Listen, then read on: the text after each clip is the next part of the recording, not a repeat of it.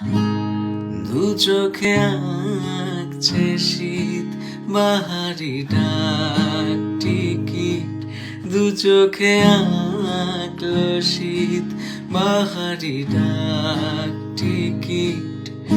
আর সে রোদের চিঠি পাঠালো পিয়ন, তুই।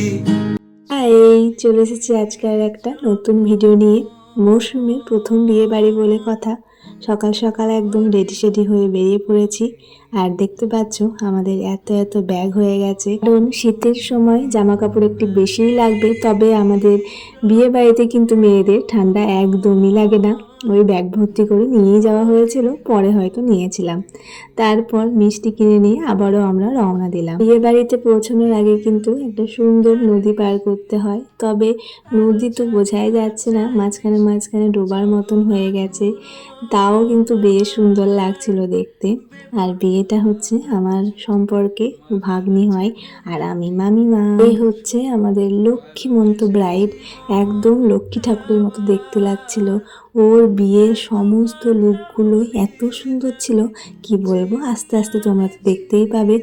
একটাই দুঃখের বিষয়, সেটা হচ্ছে আমাদের পৌঁছানোর আগেই কিন্তু গায়ে হলুদ হয়ে গেছিল।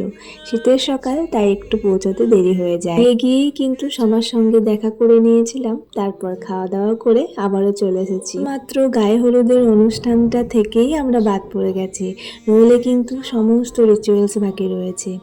আর ব্রাইডরা হচ্ছে দুই বোন, ওই যে পদ্ম ফুলের মধ্যে যারা রয়েছে তারা হচ্ছে দুই বোন, আর ওটা হচ্ছে মাসির মেয়ে প্রীতি। আর এখানে চলছিল তখন আলতা পরানোর পর্ব। চাবি পেলে চালাবে তুমি? কিরকম করে চালাবে? ওরকম করে? ওরে বাহ! আচ্ছা, এদিকের কিছুটা রিচুয়ালস পূরণ করে দিয়ে ব্রাইড তার সখীদেরকে নিয়ে চলে আসে নদীর ধারে শুটিং করবে বলে। এখনো কিন্তু অনেক রিচুয়ালস বাকি রয়েছে। তাদের এই শুটিং এর সঙ্গে কিন্তু আমিও একটু অংশগ্রহণ করে নিয়েছিলাম। আমি তাই ভাবি আমাদের বিয়ের সময় এই ভিডিও করা তো বাদই দিলাম, আমাদের দুজনেরও কোনো রকম কোনো ভিডিও নেই। এখন আমি আমার ক্যামেরাম্যানকে বলি যে তুমি কী করেছো। সত্যি কথা, এই 4 বছর আগে বিয়ে হয়েছে ঠিকই, কিন্তু তখনও এরকমভাবে ভিডিও বানানোগুলো আমরা অত শিখিনি।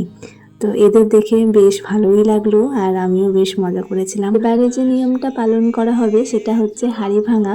শীতের সময় হলে কি হবে, এত পরিমাণে রোদ সেদিন বের হয়েছিল যে রোদে থাকাই যাচ্ছিল না, প্রচণ্ড পরিমাণে তাপ ছিল। আর এখন কিছুদিন থেকে আবার দেখছি যে রোদই হচ্ছে না। আর রিমার বিয়ে সব থেকে আমার ভালো লেগেছে প্যান্ডেলগুলো, দারুণ ইউনিকভাবে সাজিয়েছিল।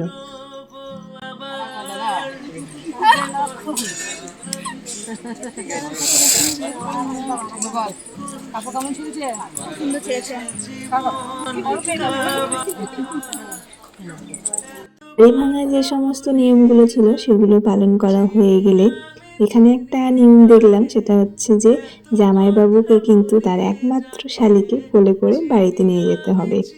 এইটা আমাদের যখন বর আসে তখন হয়, আর আমরা যখন শ্বশুর বাড়িতে যাই তখন আমাদেরকে নিয়ে কেউ ঘরের মধ্যে কোলে করে নিয়ে যায়। তো এখানে হাঁড়ি ভাঙার পর এটা দেখে বেশ নতুন রকম লাগলো।